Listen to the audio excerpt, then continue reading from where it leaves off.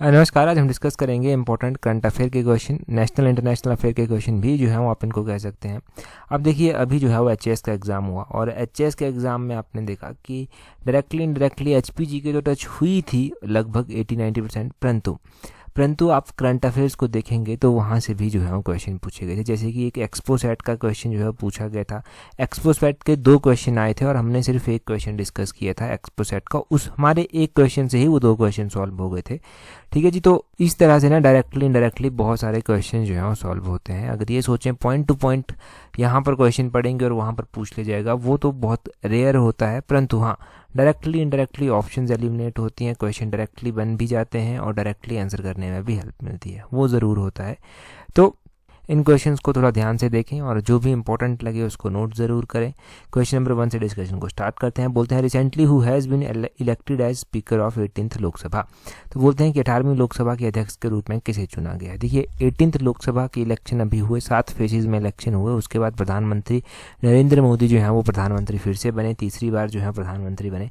लोकसभा के स्पीकर जो है वो ओम बिरला को बनाया गया। ऑप्शन बी जो है वो सही आंसर है, ओम बिरला लोकसभा के स्पीकर बने। अगर हम बात करते हैं कि इससे पहले स्पीकर कौन थे, तो इससे पहले भी ओम बिरला ही स्पीकर हुआ करते थे लोकसभा के। तो इनका नाम याद रखने में ज़्यादा कठिनाई नहीं होगी, ये नाम याद रह जाएगा। हाँ, यहाँ से हम ये याद रखेंगे कि लोकसभा के स्पीकर से पहले प्रोटम स्पीकर बनाए गए थे। तो प्रोटम स्पीकर जो है वो किसको बनाया गया था। देखिए, प्रोटम स्पीकर क्यों बनाए जाते हैं। अब पहले के जो स्पीकर थे उनका कार्यकाल खत्म हो गया, पहले की जो लोकसभा थी वो तो भंग हो गई। अब नई लोकसभा बनी तो वहाँ पर प्रोटम स्पीकर बनाए गए, जिनको कौन बनाता है, उनको प्रेसिडेंट के द्वारा अपॉइंट किया जाता है। प्रोटम स्पीकर प्रेसिडेंट के द्वारा जो है वो अपॉइंट होता है। अब प्रेसिडेंट के द्वारा ये अपॉइंट इसलिए होते हैं ताकि ये लोकसभा के सदस्यों को जो है वो शपथ दिलवा सकें और लोकसभा के सदस्य इन्हीं की अध्यक्षता में शपथ जो है वो लेते हैं। कौन थे बिरला, ये किसके द्वारा अपॉइंट किए गए हैं, तो लोकसभा के सदस्य ही जो है वो स्पीकर को चुनते हैं। जो लोकसभा में चुनकर सदस्य आते हैं वही जो है वो लोकसभा के स्पीकर को चुनते हैं। अभी हम देखेंगे कि ओम बिरला तो अभी बने हैं, ये कौन से स्टेट से जो है वो आते हैं और कौन सी लोकसभा सीट से ये चुनते हैं। तो कोटा जो कि राजस्थान में पड़ता है, उस सीट से जो है ये चुनकर आते हैं। इनसे पहले स्पीकर कौन था 2014 में, तो 2014 में जो है वो सुमित्रा महाजन जो था वो लोकसभा की स्पीकर हुआ करती थी। सुमित्रा महाजन 2014 में थी। 2014 से पहले 2009 में स्पीकर कौन था, तो वो मीरा कुमार थी। मीरा कुमार 2009 में हुआ करती थी। और उससे पहले 2004 में कौन था, 2004 में जो है वो सोमनाथ चटर्जी हुआ करते थे स्पीकर। ये भी आपने ध्यान रखना है। सबसे पहले स्पीकर कौन थे, तो सबसे पहले स्पीकर जीवी मावलांकर थे, उनका नाम भी ध्यान रखना है, 1952 में बने थे। ये क्वेश्चन आपको पता है पब्लिक सर्विस कमीशन मैच करने के लिए पूछता है, तो मैच करने के लिए आ सकता है इस तरह से कि कौन कौन कब स्पीकर था, तो वो आपने ध्यान रखना है। अगला क्वेश्चन देखिए क्या बोलते हैं रिसेंटली, तो यहाँ पर पूछा गया है recently Smriti Van earthquake memorial and museum has been shortlisted by UNESCO for the prestigious prix Versailles award is located in. तो बोलते हैं कि हाल ही में स्मृति वन भूकंप स्मारक और संग्रहालय जो है यूनेस्को के द्वारा प्रतिष्ठित प्रिक्स वर्सेलिस पुरस्कार के लिए जो है वो चुना गया है। ये कहाँ पर स्थित है, तो ये जो स्मृति वन भूकंप मेमोरियल और म्यूजियम है, ये जो है वो गुजरात में स्थित है। ऑप्शन बी सही आंसर। अभी यूनेस्को के द्वारा इसे शॉर्टलिस्टेड किया गया है। ये जो अवार्ड है एक प्रिक्स वर्सेलिस इसके लिए, तो ये इम्पोर्टेंट हो गया। परंतु इस म्यूजियम में ऐसा है क्या, देखो इस म्यूजियम में ना आपने ध्यान रखना है कि बहुत पहले भूकंप आया था गुजरात में। 2001 की बात है, 26 जनवरी 2001 को खतरनाक भूकंप जो था वो वहाँ पर आया था। तो उस भूकंप के ना मतलब कुछ एक इवेंट्स या फिर यूँ कह लीजिए उस भूकंप को वहाँ पर फील करवाया गया है। मतलब आप अगर कोई वहाँ पर जाता है तो उस भूकंप के बारे में पता चलेगा कि कितना कैसे भूकंप था, कितना नुकसान हुआ, मतलब किसने क्या क्या फील किया होगा, तो वो आप वहाँ पर जाकर देख सकते हैं। तो इस स्मृति वन अर्थक्वेक मेमोरियल में ये सब है।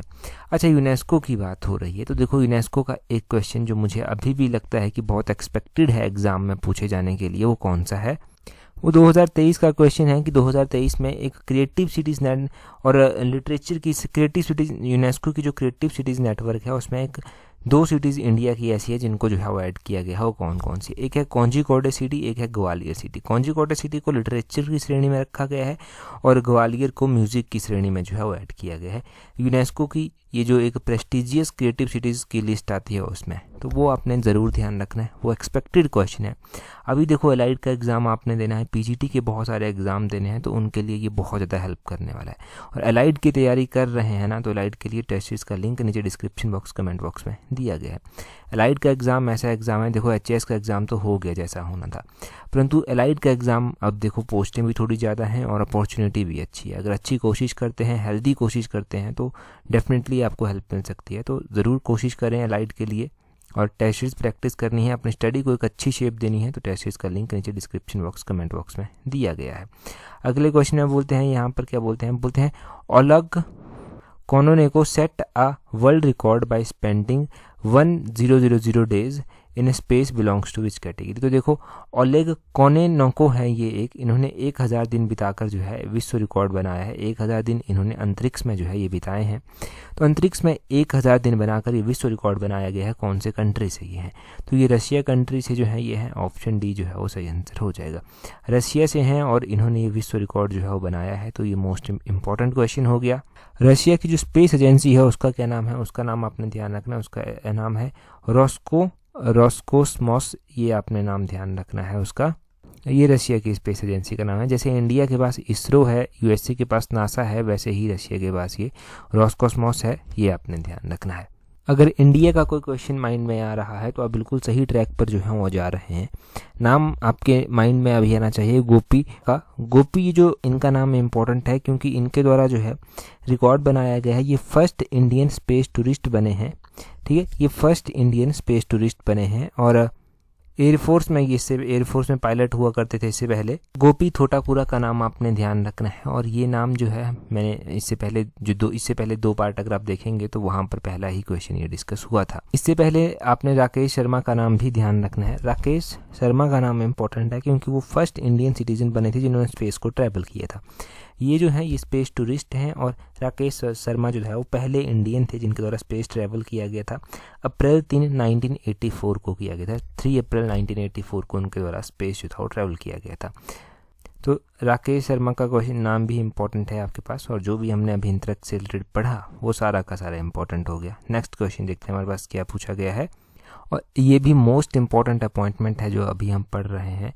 और डेफिनेटली 100% श्योरिटी के साथ जो है ये एग्ज़ाम में क्वेश्चन बनेगा। किसी भी एग्ज़ाम में क्वेश्चन बनेगा, परंतु ये तो श्योरिटी है कि ये क्वेश्चन ज़रूर बनेगा, कहीं नहीं जाता। 2-3 बार रिपीट होगा एग्ज़ाम में क्वेश्चन, इसको रट लें। बोलते हैं recently Mark Rutte appointed as new secretary general of NATO is the prime minister of which country. तो बोलते हैं हाल ही में नाटो के एक नए जो महासचिव नियुक्त किए गए हैं मार्क रूटो, ये जो है वो कौन से देश के प्रधानमंत्री हैं?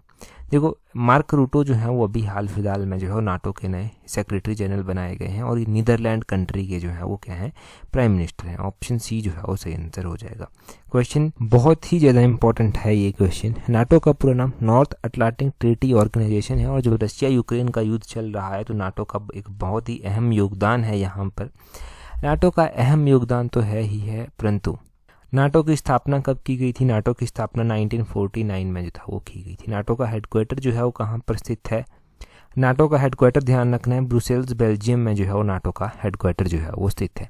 मार्क रूटे जो है वो नए इसके जो है वो सेक्रेटरी जनरल बने हैं अभी हाल फिलहाल में, वो भी नोट करने के लिए एक पॉइंट है। अभी हमने देखा था कि स्वीडन जो है वो 32nd मेंबर नाटो का बना था। मार्च 7, 2024 को जो था वो स्वीडन नाटो का नया मेंबर जो था वो बना था। 32 नंबर का ये जो था वो मेंबर बना था नाटो का, ये आपने ध्यान रखना है। इससे पहले भी नाटो में अलग अलग कंट्रीज जब भी जुड़ी हैं वो हमने पढ़ी हैं, नाटो के मेंबर पढ़े हैं।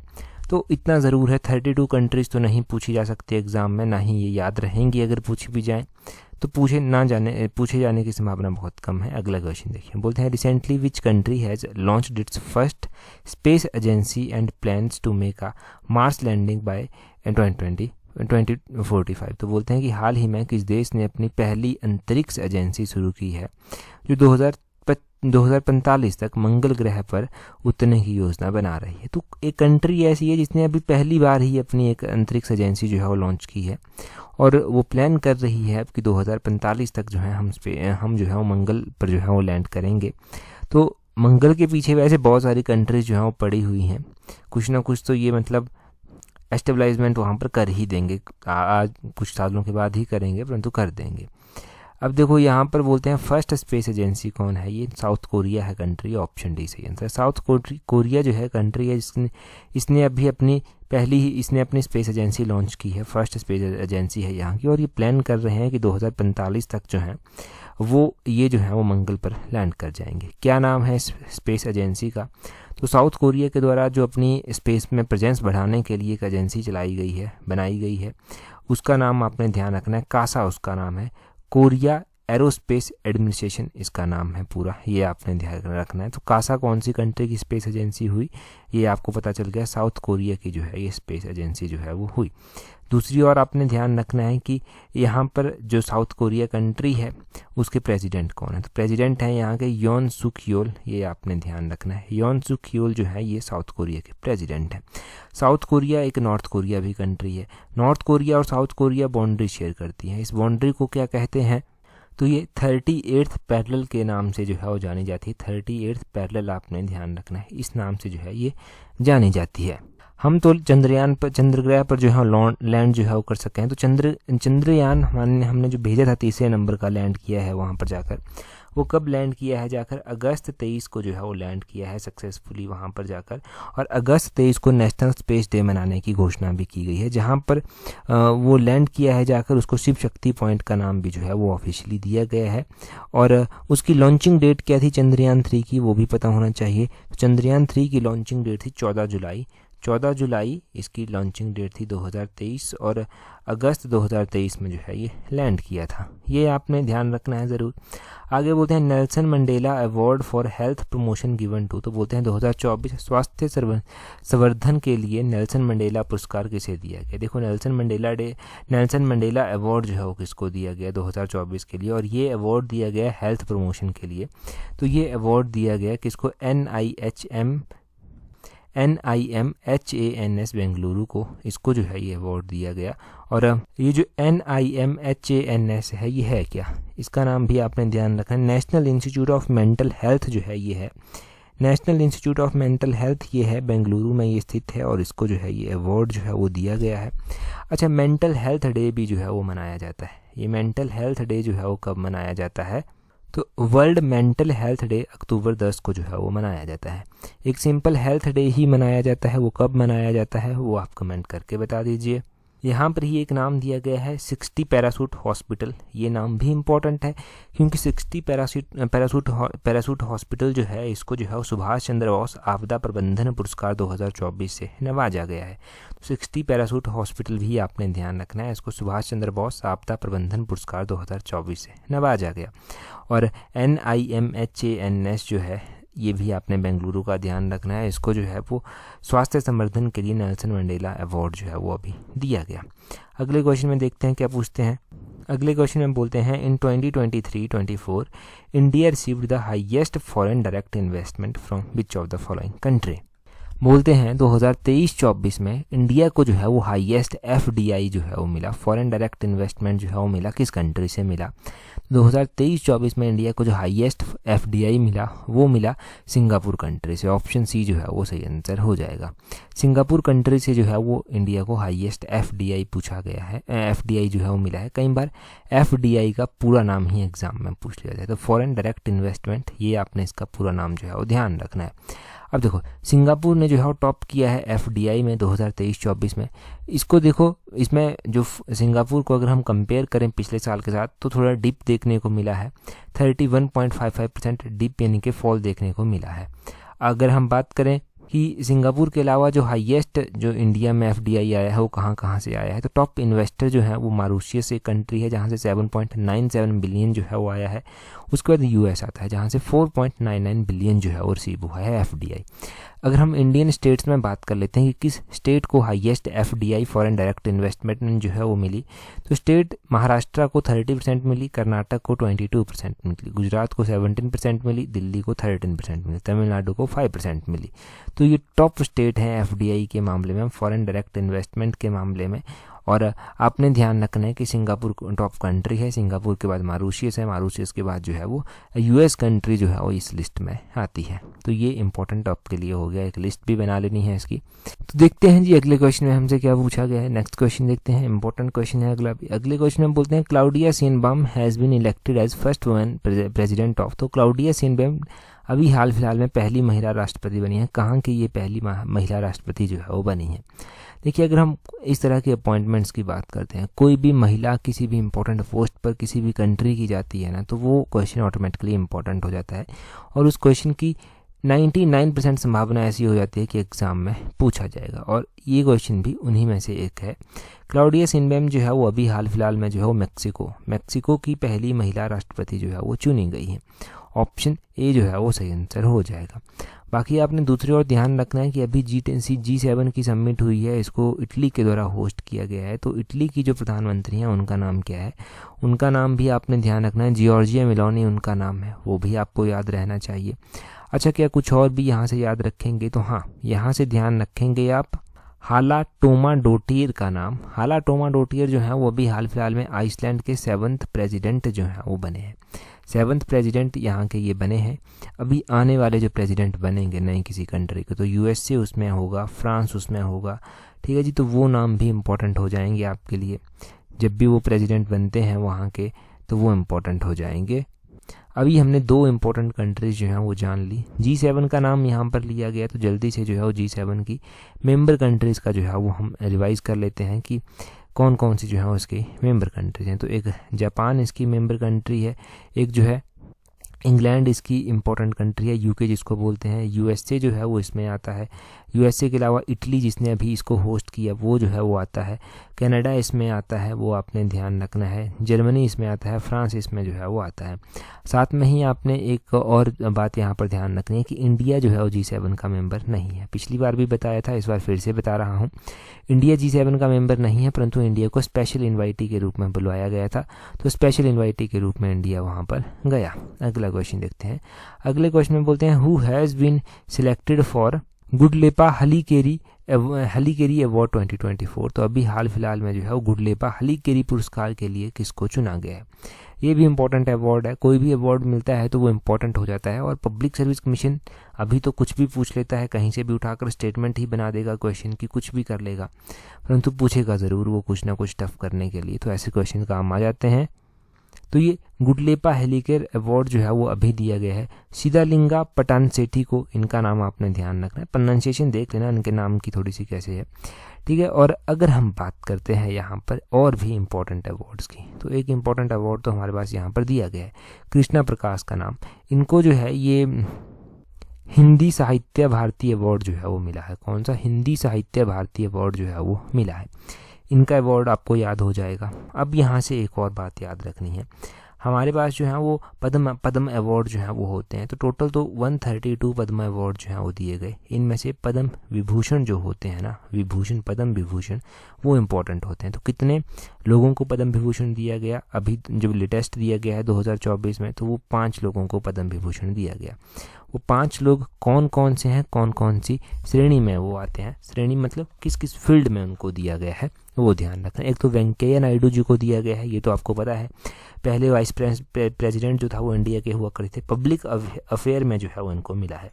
एक दिया गया है वैजयंती माला बाली को, तो ये जो है वो डांसर हैं और आर्ट की श्रेणी में इनको दिया गया है। एक एक्टर जो हैं चिरंजीवी, उनको दिया गया है, आर्ट की श्रेणी में दिया गया है, और आंध्र प्रदेश स्टेट से जो है वो आते हैं। एक दिया गया है एक अवार्ड जो है पद्मा सुब्रमण्यम को दिया गया है। तो पद्मा सुब्रमण्यम आपने ध्यान रखना है कि ये भी भारतनाट्यम की डांसर हैं, और भारतनाट्यम के डांसर हैं तो इनको आर्ट की श्रेणी में ही ये अवार्ड मिला है। एक बिंदेश्वर पाठक को दिया गया है, ये सोशल रिफॉर्मर हैं और सोशल वर्क के लिए इनको ये अवार्ड जो है वो मिला है। तो ये 5 नाम हो गए, वेंकैया नायडू, पद्मा सुब्रमण्यम हो गया, वैजयंती माला बाली हो गया, बिंदेश्वर पाठक हो गया, चिरंजीवी हो गया। बिंदेश्वर पाठक को ये अवार्ड मरणोपरांत जो है वो मिला है, ये आपने ध्यान रखना है ज़रूर यहाँ से। अच्छा, भारतनाट्यम डांस की मैंने बात की, तो भारतनाट्यम जो है कौन से इंडियन स्टेट का पॉपुलर डांस है, वो आप कमेंट करके बता दीजिए, वो थोड़ा सा काम आपके लिए बन जाता है। और अगला क्वेश्चन देखते हैं। उससे पहले अगर पीजीटी की तैयारी कर रहे हैं या फिर कोई भी पेपर 1 आपका है तो उसके लिए टेस्ट सीरीज आप अवेल कर सकते हैं। टेस्ट सीरीज का लिंक नीचे डिस्क्रिप्शन बॉक्स कमेंट बॉक्स में दिया गया है। अभी देखिए टेस्ट सीरीज अगर आप अवेल करते हैं तो टेस्ट सीरीज में आपको क्वेश्चंस प्रैक्टिस करने को मिलेंगे और अच्छे से क्वेश्चन प्रैक्टिस कर अगर एग्ज़ाम में जाएंगे तो पीजीटी के तो बहुत सारे क्वेश्चंस जो हैं ऐसे हैं कि जो प्रैक्टिस से पॉसिबल हो सकते हैं। तो प्रैक्टिस करके जाइए, अच्छी प्रैक्टिस करके जाइए ताकि पेपर 1 में कोई दिक्कत ना आए और पेपर 1 डेफिनेटली आप क्रैक कर पाएँ। तो अगर टेस्ट सीरीज अवेल करिए, नीचे लिंक दिए गए हैं डिस्क्रिप्शन बॉक्स कमेंट बॉक्स में। अगला क्वेश्चन देखिए, बोलते हैं world food safety day celebrated on. तो बोलते हैं विश्व खाद्य सुरक्षा दिवस कब मनाया जाता है।